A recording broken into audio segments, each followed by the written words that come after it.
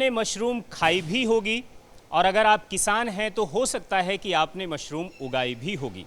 उगाने के लिए आप कहीं से बीज भी लेकर आए होंगे, लेकिन बीज बनता कैसे है ये कहानी आज मैं आपको बताऊंगा A to Z।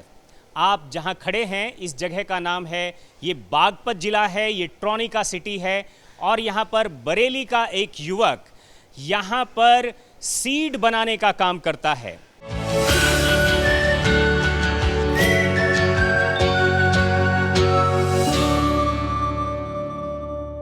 कैसे एक नौजवान अपनी सीड बनाने से साल भर में करीब 6 करोड़ रुपए का टर्नओवर वो खड़ा कर देता है।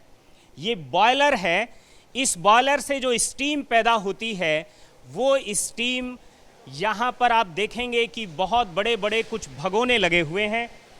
इन भगोनों में या तो बाजरा या फिर गेहूं उसको तैयार किया जाता है, उबाला जाता है ताकि वो पूरी तरह से फंगस लेस हो जाएं। और ये यहाँ पर आप देख रहे हैं लगातार। और अनुराग हैं, अनुराग अपने जो उनके कर्मचारी हैं उनको कुछ चीज़ें बता भी रहे थे। आपका बहुत बहुत स्वागत है सनसेट टीवी में। सबसे पहले हम आपसे, ये पहला चरण है शायद सीड तैयार करने का, इस पहले चरण को हम चाहेंगे कि अनुराग आप सब लोगों को समझाएं। जी। सबसे पहले हमें सीड बनाने के लिए गेहूं को बॉयल करना पड़ता है, गेहूं और एनी अदर ग्रेन। आज हम बाजरा को बॉयल कर रहे हैं। बाजरा को हम बॉयल करते हैं सॉफ्ट करने के लिए और इसका पानी का कंटेंट बढ़ाने के लिए। बॉयलिंग के बाद हम इसको ठंडा करते हैं, ठंडा करने के बाद हम इसको पैकिंग करते हैं। और ठंडा करने के बाद इसको किस तरह से ड्राई किया जाता है, यहाँ पर एक ड्रायर भी है। आप यहाँ देखेंगे, यहाँ 3 पंखे लगे हुए हैं। अनुराग आप हमें ये भी बताइए कि कितना फूड ग्रेन है, कितना ग्रेन है जिसको आप रोज़ाना बॉइल्ड करते हैं? सर हम लगभग रोज़ 1200 से 1500 किलो गेहूँ या ग्रेन्स को बॉइलिंग करते हैं। और ये फूल कर वजन पूरा होकर ये कितना 2 टन तक चला जाता है? लगभग 2.5 टन तक हो जाता है ये। एक्चुअली सर जब हम बॉयल करते हैं तो इसमें पानी इसके ऊपर भी आ जाता है, ये गीला होता है। तो हम इसे बॉयल सिर्फ इसलिए करते हैं कि जो पानी है वो इसके अंदर रहे, बाहर नहीं हो, बाहर से जो दाने हैं वो बिल्कुल ड्राई हो। और इसका वजन भी बढ़ जाता है? वजन तो बढ़ेगा क्योंकि हम सॉफ्ट करना होता है। हार्ड ग्रेन के ऊपर हम फंगल कल्चर नहीं कर पाएंगे। आप ये देख रहे हैं यहाँ पर किस तरह से ये बिल्कुल ये यहाँ पर सॉफ्ट है पूरी तरह। ये बाजरा है, आप इसे खा भी सकते हैं, ये हेल्थ के लिए भी बहुत अच्छा है। अब इसमें ऐसा क्या मिलाया जाएगा कि ये उस प्रोसेस में चला जाएगा, सीड बनने के प्रोसेस में। इसका जो अगला स्टेप है उसको अनुराग हमें समझाएंगे और हम जानेंगे कि किस तरह से ये प्रोसेस आगे चलता है।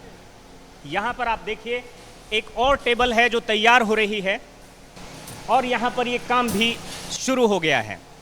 आप यहाँ देख सकते हैं ये पैकिंग करके रखा गया है, लेकिन ये तैयार कैसे होता है वहाँ से आने के बाद, उस ड्रायर से आने के बाद उसको आप ये देखिए, ये पॉलीथीन में क्या है अनुराग से सबसे पहले हम ये पूछेंगे और हम चाहेंगे। जी सर ये जब हमारा ग्रेन प्रॉपर ड्राई हो जाता है तो हमें इसमें स्टिल कि हमें इंश्योर करना रहता है कि इसमें लूज़ पानी नहीं हो।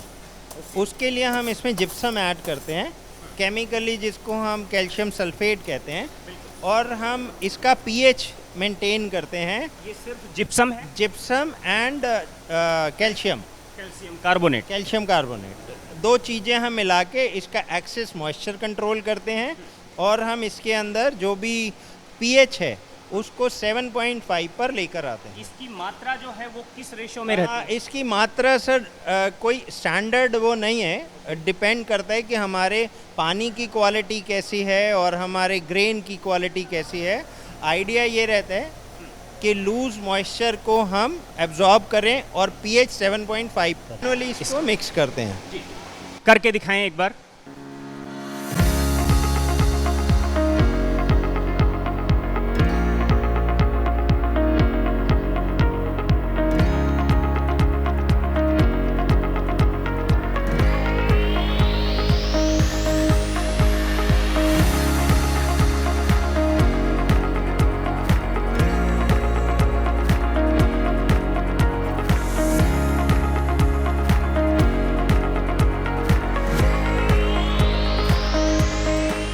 ये अनुराग के 50 से ज़्यादा साथी हैं जो यहाँ पर पैकेजिंग के काम में होते हैं, उसे बॉयल करने के काम में होते हैं, जो अंदर इसका बहुत महीन जो प्रोसेस होता है उस काम में भी वो लगे होते हैं। यहाँ पर ये जब वो बॉयल्ड हुआ, बॉयल्ड होने के बाद में वो ड्राई हुआ, ड्राई होने के बाद में ये तीसरी टेबल पर ये अनाज आया है। इस बाजरे में इन्होंने कैल्शियम कार्बोनेट और जिप्सम मिलाया। उसके बाद इसकी पैकेजिंग शुरू हुई। इसकी पैकेजिंग में ये जो पॉलीथीन है ये कितने एमएम की ज़रूरी होती है, ये ढक्कन का क्या रोल है, ये कॉटन इसमें क्यों यूज़ होती है, इन सारे सवालों का जवाब देंगे अनुराग जी। सर सबसे पहले हम ये हमारी मीडिया प्रिपरेशन टेबल है। यहाँ पर हम ये मटेरियल को प्रिपेयर करते हैं, इसका पीएच सेट करते हैं, इसका एक्सेस मॉइस्चर ख़त्म करते हैं, उसके बाद इसको पैकिंग करते हैं।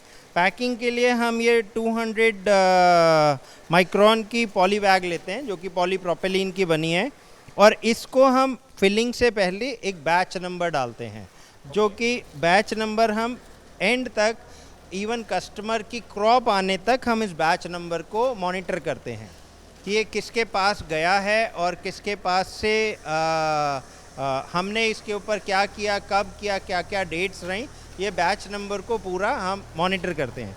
इसके बाद इसमें सेम पॉलीप्रोपिलीन का एक रिंग लगाया जाता है जो कि हमारे इस पाउच को एक मुंह की शक्ल दे देता है।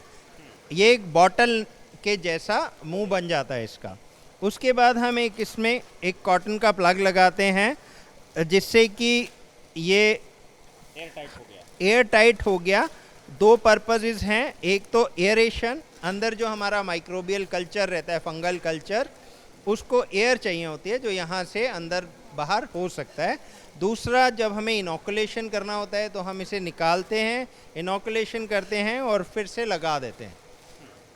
तो ये एक नॉन एब्जॉर्बेंट सिंथेटिक कॉटन है और पॉलीप्रोपिलीन रिंग है, और इसके ऊपर हम एक ऐसे प्लास्टिक का कवर लगाते हैं जिससे कि जब हम इस बैग को ऑटोक्लेव में डालते हैं तो ये कॉटन गीली नहीं होती। ओके।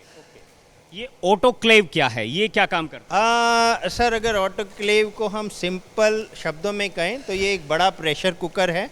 हमारे पास दो ऑटोक्लेव्स हैं, एक ये है और एक ये बड़ा है, एक ये भी प्रेशर कुकर है सर। तो इसमें ऐसा कितना मटेरियल आ जाता होगा, कितना? इसमें करीब आधा टन मटेरियल आता है, इसमें 1 टन मटेरियल आता है। 1000 kg एंड 500 kg।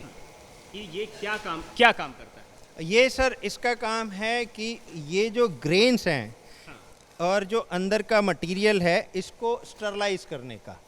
इसके अंदर जितने भी जर्म्स हैं वो सारे मर जाएंगे इसमें रखने के बाद। कितना डिग्री टेम्परेचर पर इसमें रखा जाता है? तो हम 125 डिग्रीज पर 2 घंटे तक रखते हैं। 2 घंटे तक जी। और इसके बाद इसको ठंडा करते हैं। उसके लिए हमने एक स्पेशल निकाल लेते हैं, इसको निकाल लेते हैं और हमने एक कमरा बनाया हुआ है जहाँ पर हम ठंडा करते हैं इसको रूम टेम्परेचर पर वापस लाते हैं और उसके बाद इसको इनोकुलेशन करते हैं।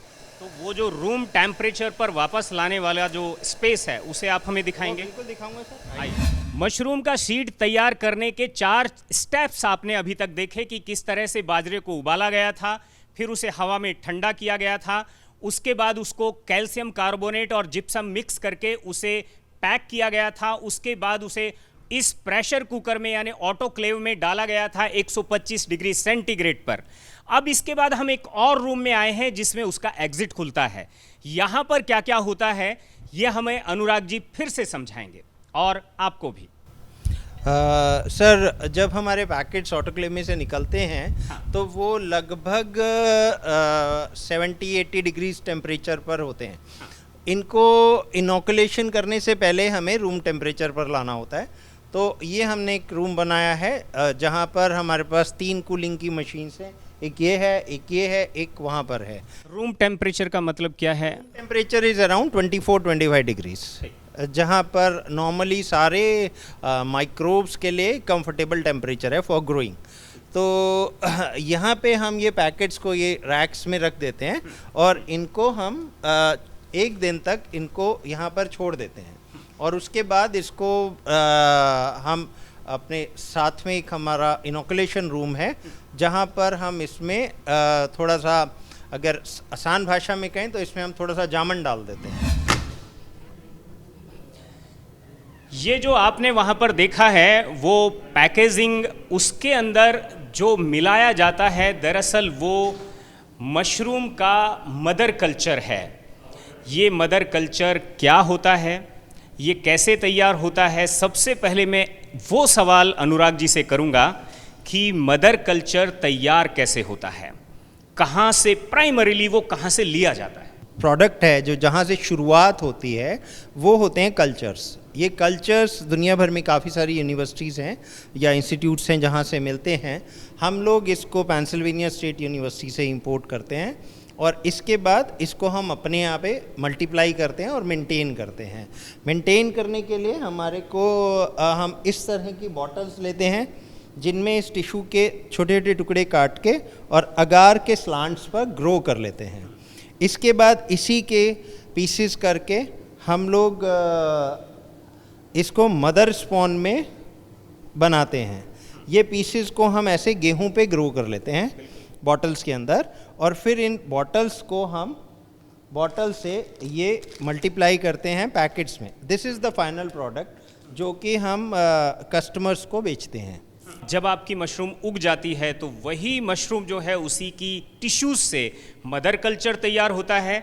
मदर कल्चर को कैसे आगे वो ग्रो करते हैं, उसको फिर कैसे वो, और उन्होंने 2 स्टेप उसके बताए, और फिर कैसे वो एक कमर्शियल प्रोडक्ट के रूप में वो मार्केट तक आ जाता है। जो सीड का जो मदर कल्चर मिलाया जाएगा वो मदर कल्चर कैसे बनता है, अब उसे मिलाना है। इसलिए जिस जगह पर मैं आपको लेकर आया हूँ, आप कह सकते हैं कि ये सीड तैयार करने के लिए, मशरूम का सीड तैयार करने के लिए ये उसका ICU है। यहाँ पर बहुत सावधानी रखी जाती है। ये जो 1 किलो सीड है, अभी ये सीड नहीं है, खाली बाजरा है। इसमें ऐसा क्या मिलाया जाएगा जो ये सीड बन जाएगा और ये मशरूम उत्पादन के लिए कुल मिलाकर कारगर होगा। तो हम यहाँ समझने की कोशिश करेंगे। अनुराग हमारे साथ में हैं। किस तरह से ये सारा का सारा प्रोसेस आगे होता है? ठंडा होने के बाद पैकेट्स को रूम टेम्परेचर के आने के बाद हम इसके अंदर थोड़ा सा कल्चर डालते हैं जिसको हम मदर स्पॉन कहते हैं। मदर स्पॉन का लगभग 20 से 25% हम इन पैकेट्स में ऐड करते हैं और उसके बाद हमारा इसको हम शेक करते हैं। शेक के बाद एक और इसके ऊपर कोडिंग करते हैं कि हमने किस दिन डाला, कौन सा कल्चर था, ये सारा उसमें डिटेलिंग डालते हैं और उसके बाद हम इसको इंक्यूबेशन रूम में लेकर जाते हैं जहाँ पर ये लगभग 10 से 12 दिन तक इंक्यूबेशन में रहता है। बिल्कुल, इंक्यूबेशन क्यों करना पड़ता है ये भी हम उनसे पूछेंगे। ये आप देख रहे हैं थोड़ा थोड़ा सा इसमें से 20-20 ग्राम, 25-25 ग्राम उस 1-1 किलो बाजरा के अंदर आपको डालते हुए आपने बच्चों को देखा था। और अब ये वो रूम है और ऐसे कई रूम 1 बाय 1 यहाँ पर हैं जहाँ पर आप इन्हें ग्रोइंग रूम भी कह सकते हैं। और अनुराग हमें अच्छे से बता सकते हैं कि इन रूम्स को क्या कहा जाता है, यहाँ पर ये कैसे ग्रो करते हैं और किस तरह से ये प्रोसेस आगे बढ़ता है। सर, एक बार इनोकुलेशन करने के बाद हमें इसको लगभग 10 से 12 दिन तक एक पर्टिकुलर टेम्परेचर पर और अंडर बहुत स्पेसिफिक कंडीशंस में रखना होता है। क्या है ये स्पेसिफिक कंडीशन? स्पेसिफिक कंडीशंस में टेम्परेचर हम 24 डिग्री लेकर चलते हैं। ह्यूमिडिटी हम चाहते हैं कि लगभग 50 और 60 के बीच में रहे और लेवल ऑफ CO2 जो है, CO2 की मात्रा कमरे में 5000 ppm से कम रहनी चाहिए। ये तीनों पैरामीटर्स हम कॉन्टीन्यूसली मॉनिटर करते हैं और इन पैरामीटर्स के अंडर हम यहाँ पर स्पॉन को इंक्यूबेट करके रखते हैं 10 से 12 दिन। 10 से 12 दिन के बीच लगभग इसी टाइम में ये बनना शुरू हो जाता है। और जो पैकेट जहाँ पर आपको सिर्फ बाजरा दिखाई दे रहा था वो बिल्कुल सफ़ेद होके आपको बाजरा बिल्कुल छुप जाता है और हमारी आपको एक मशरूम की फंगस दिखाई देने लगती है। जैसे कि हम किसी एक बैग में से देख सकते हैं, इसमें कोई गेहूं या बाजरे के दाने हमें नहीं दिखाई दे रहे, ये सिर्फ वाइट कलर की फंगस नज़र आ रही है। तो ये फंगस ने पूरे दानों को कवर कर लिया है और अब ये तैयार है किसी भी मशरूम फार्म में जाने के लिए जहां पर इसकी बिजाई की जा सके। बिल्कुल बिल्कुल। मतलब आप देख रहे हैं कि यहाँ पर इस पूरी रैक में भी आप देख सकते हैं कि इसमें 20 से 25 ग्राम मदर कल्चर इसमें सिर्फ मिक्स किया गया था। अब ये पूरा का पूरा जो ये बटन मशरूम का ये कल्चर है आई थिंक, और अब ये पूरे के पूरे में फैल चुका है। और ये जो इसमें बाजरा है दरअसल यही इसका भोजन है। ये इसे 2 महीने तक लगातार अच्छे से खा सकता है। 2 महीने बाद इसका भोजन इसे कम पड़ने लगेगा और तब किसानों के लिए ये उपयुक्त बीज नहीं रह जाएगा। एम आई राइट? जी सर, बिल्कुल ठीक है। ये मशरूम एक पैरासिटिक फंगस होती है जिसको परिजीवी फंगस भी कहते हैं और ये किसी भी और चीज़ के ऊपर को खाकर बढ़ती है। हमारे केस में ये बाजरा या गेहूं या जो भी हम अनाज लेते हैं उसको खाकर ये ग्रो करती है। एक बार उसकी फूड ख़त्म हो जाता है तो बाजरा जो फंगस है वो वीक पड़ने लगती है और तब हम इसे कहते हैं कि ये सीड जो है या स्पॉन जो है ये अनसूटेबल है फॉर ग्रोइंग। जी। क्या अनुराग, जब ये यहाँ 10 से 12 दिन अपनी जो ग्रोइंग इसकी जो एज है जब उसको पूरा कर लेगा और अगर ये मान लिया मार्केट में नहीं जाता है, किसानों के पास तक नहीं जा पाता है, ख़रीदार तब तक नहीं है, तो इसकी होल्डिंग कैपेसिटी क्या है और उसको होल्ड कैसे किया जाता है, क्या आप हमें बताएंगे? सर, हमारे पास एक मॉनिटरिंग टीम है, एक सेल्स टीम है और एज़ पर हमारे जैसे ऑर्डर्स रहते हैं हम इसकी मैन्युफैक्चरिंग करते हैं। दूसरा, अगर हम इसको कभी हमारे पास एक्सेस प्रोडक्शन हो जाता है तो हमारे पास कोल्ड स्टोरेजेस हैं जहां पर 2 डिग्री पर हम इसको लगभग 1.5 से 2 महीने तक स्टॉक कर सकते हैं। इंक्यूबेशन रूम यानी एक तरह से जो ग्रोइंग रूम है जहां पर वो सीड तैयार हुआ 10 से 12 दिन में, उसके बाद अगर उसे होल्ड करना पड़े तो उसके लिए ये कूलिंग चैम्बर है। यहाँ पर कितने दिन तक उसे रखा जा सकता है, उसके बाद वो कैसे वहाँ आगे वो किस तरह से ट्रांसपोर्ट होता है, हमें अनुराग जी इस स्टेप के बारे में भी बताएंगे। जी अनुराग जी। सर, ये कमरा हमारे काम के लिए बहुत इम्पॉर्टेंट है।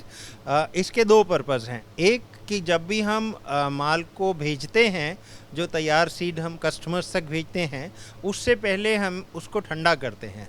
उसको भी हम 2 डिग्री से 3 डिग्री पर लेकर आते हैं बिफोर ट्रांजिट, जिससे कि उसका फ़ायदा ये रहता है कि अगर रास्ते में कहीं गर्म है या कोई ऐसा माहौल मिलता है तो वो बीज हमारा सेफ रहता है। डेस्टिनेशन पर पहुंचने तक वो 24-25 डिग्री पर पहुंच जाता है। दूसरा, अगर हमें कभी हमारे पास फालतू सीड बचता है तो हम इस रूम में स्टॉक कर सकते हैं 2, 4, 10, 15 दिन और अप टू 1.5 से 2 महीना तक हम यहाँ पर रख सकते हैं। बिल्कुल। और यहाँ से जब वो जाना होता है ट्रांसपोर्टेशन के लिए तो उसे फिर पैकेजिंग और उसके बाद आगे उसे लोडिंग करने का काम रह जाता है लास्ट। इसी के साथ कनेक्टेड है हमारा पैकिंग रूम और उसके बाद हमारा ड्राइव वे है जहाँ पे गाड़ी लगाते हैं और उसमें भेज देते हैं माल। लैब से लेकर के खेत तक की जो बीज की यात्रा है वो लैबोरेटरी से शुरू होती है। आपने देखा यहाँ किस तरह से बाजरे को उबाला गया, फिर उसे हवा में ठंडा किया गया, उसके बाद उसमें कैल्शियम कार्बोनेट और साथ में जिप्सम मिलाया गया, उसको पैक किया गया और फिर उसके बाद उसको स्टरलाइज किया गया और 125 डिग्री सेंटीग्रेड पर किया गया। उसके बाद उसे ठंडा रखा गया 24 घंटे के लिए नॉर्मल टेम्परेचर पर।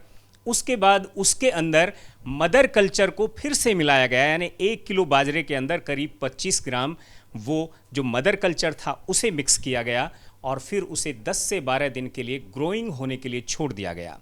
और जब उसकी ज़रूरत हुई तो उसे 2 महीने के लिए कोल्ड स्टोरेज में भी रखा जा सकता है, रखा गया। और जैसे जैसे ज़रूरत होती है, यहाँ मैं खड़ा हूँ, ये पैकेजिंग रूम है, यहाँ ये बड़े बड़े बॉक्स आप देख रहे होंगे, यहाँ से ये सब जाता है, देश भर में जाता है और कहाँ कहाँ जाता है, कितना जाता है, कितना रोजाना बनता है, ये सब हमें बताएंगे। सर हमारे पास ये 3 तरह की हम यहाँ पे पैकेजिंग करते हैं। एक सिंपल पॉली बैग्स में करते हैं जो कि local within around 200 to 300 kilometres के लिए होता है। एक हम थर्मोकोल के बॉक्सेस में पैक करते हैं।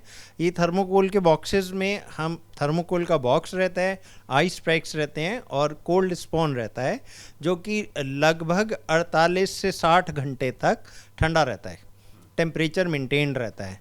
तो long distance and small quantities by train हम लोग इन बॉक्सेस में भेजते हैं जो कि अप टू चेन्नई, तमिलनाडु सब जगह पर जाता है। ये भारत के कितने राज्यों में जाता हो? ये लगभग पूरे भारत में जाता है।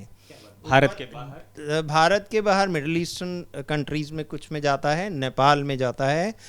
इसके अलावा रिसेंटली हमने मॉरिशस में एक कंसाइनमेंट भेजा है। तो धीरे धीरे डिमांड बढ़ रही है और कस्टमर्स बढ़ रहे हैं और दूर दूर तक जाने की। आपको लगता है ये जो आप 2 टन रोजाना जो प्रोडक्शन करते हैं, इसको और बढ़ाने की ज़रूरत है? डेफिनेटली सर, ये जो हमारी जो यूनिट है यहाँ पर हमारा टारगेट है इसको 9 टन्स पर डे पर ले जाने का। इसमें हमारे पास अभी 4 इंक्यूबेशन रूम्स हैं जो कि हमारे पास करीब 12 हो जाएंगे विद टाइम एंड स्लोली, क्योंकि एक माइक्रोबायोलॉजिकल बहुत ही सेंसिटिव प्रोसीजर है, इसलिए हम इसको धीरे धीरे एक्सपैंड कर रहे हैं और मिड ऑफ 2023 हम यहाँ पे करीब 9 टन स्पॉन पर डे बनाएंगे। आप समझ सकते हैं, अभी वो 2 टन स्पॉन पर डे बनाते हैं और वो 6 करोड़ रुपए का टर्नओवर करते हैं। जब वो 9 टन स्पॉन डेली बनाएंगे तब आप उसका अंदाज़ा लगा लीजिए कि अनुराग का टर्नओवर बढ़ कर के वो कितना हो जाएगा। आई थिंक कितना गुना हो गया? काफ़ी हो गया सर, बट हम इसमें काफ़ी फिलंथ्रॉफी में भी यूज़ करते हैं और काफ़ी चैरिटीज़ करते हैं, काफ़ी सपोर्ट करते हैं। तो प्रॉफिट सिर्फ घर ले जाने के लिए नहीं है। बिल्कुल। तो हमने ये सब देखा है और ये समझने की कोशिश की है और आखिर में हम ये समझने की कोशिश करेंगे कि ये जो यात्रा है ये शुरू कहाँ से हुई थी, कितने छोटे से स्केल से शुरू हुई थी और अब कहाँ तक पहुँची है। Sir it was a cottage industry, एक घर से इसको बनाना शुरू किया था हमने। मेरे जो गुरु हैं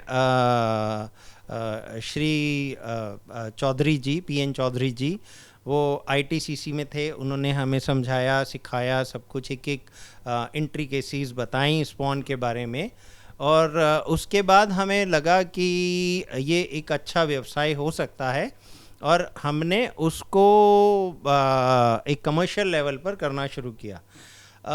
मुझे याद है करीब 92 में मैंने शुरू किया था और उस समय एक मैंने पूंजी लगाई थी इसमें करीब 50,000 रुपये और वो जो पैसे हैं वो भी मेरे पास नहीं थे, तो मैंने एक अपनी पुरानी कार को बेचकर उसको शुरू किया। देश का कौन सा राज्य ऐसा है जहां पर सीड की यूनिट सबसे ज़्यादा हैं, सीड मेकिंग की? जी सर, जहाँ तक मेरा ख्याल है उड़ीसा हमारे कंट्री का एक स्टेट है जहाँ पर सबसे ज़्यादा मशरूम कंज्यूम होती है, सबसे ज़्यादा ग्रो होती है और सबसे ज़्यादा शायद सीड भी बनता है। कितनी यूनिट होंगी वहाँ पर? लगभग 250 स्मॉल स्केल सीड यूनिट्स हैं। जी, आपका क्या अंदाज़ा है स्मॉल स्केल यूनिट जो है वो मिनिमम वहाँ या यहाँ कितने पैसे में वो शुरू कर लेते हैं? सीड का बिजनेस सर कोई बहुत बड़ा बिजनेस नहीं होता अनलेस आपको रिक्वायरमेंट बड़ी हो, तो वहाँ पर लोग 1 लाख रुपए तक के अंदर एक अपनी सीड यूनिट तैयार कर लेते हैं। मतलब ये है कि 30 साल पहले जो यात्रा शुरू की थी वो यात्रा नहीं रुकी, अनवरत आगे बढ़ती रही और अभी भी चल रही है। वो 2 टन से 9 टन की छलांग लगाने के लिए भी तैयार हैं और उन्होंने ये इशारा भी किया कि ये ज़रूरी नहीं कि आप इसमें हर साल 1 करोड़ रुपया लगाएं, उनकी तरह जो आज लगा दे रहे हैं। उन्होंने ये भी इशारा किया कि ये 50,000 से लेकर 1 लाख रुपए तक के बीच में भी ये यूनिट शुरू हो जाती हैं। आपके क्षेत्र की ज़रूरत और जिस तरह से देश में और विदेश में भी मशरूम की डिमांड बढ़ रही है, वैसे आप भी एक एंटरप्रेन्योर की तरह से, अगर आप एक युवा हैं, आपके अंदर अगर जज्बा है, जुनून है, और मैं साथ में अनुराग से समझने की कोशिश करूंगा कि अगर ये वेस्ट यूपी का पूरा क्षेत्र है, अगर कोई युवा आपसे कुछ सीखना समझना चाहता है तो उसके लिए आप कितने तैयार हैं? बिल्कुल सर, हम 100% तैयार हैं। अगर कोई भी कुछ जानना चाहता है, मुझसे मिलना चाहता है और हमारे यहाँ पे आके कुछ सीखना चाहता है तो वो बिल्कुल वेलकम है। हमारे पास आएँ, हम उन्हें पूरी मदद करेंगे। अगर वो सीड लगाना चाहते हैं सीड बनाएं, अगर वो मशरूम उगाना चाहते हैं तो वो मशरूम भी उगा सकते हैं। बिल्कुल, बहुत बहुत शुक्रिया। और कुल मिलाकर मैं आपको यही कहूँगा कि उड़ने के लिए पंखों की ज़रूरत नहीं होती है, हौसला चाहिए। आसमान खुद ब खुद आदमी छू लेता है, और ये जो जिद्द थी ये पूरी हुई है। आप भी अगर कोई जिद्द आपने पाल रखी है, आपने भी अगर कोई इनोवेटिव तरीके से किसी काम को आगे बढ़ाया है, तो आप हमारी टीम को ज़रूर बताइए। हम आएंगे आपके यहाँ तक और दुनिया को दिखाएंगे आपकी स्मार्ट खेती।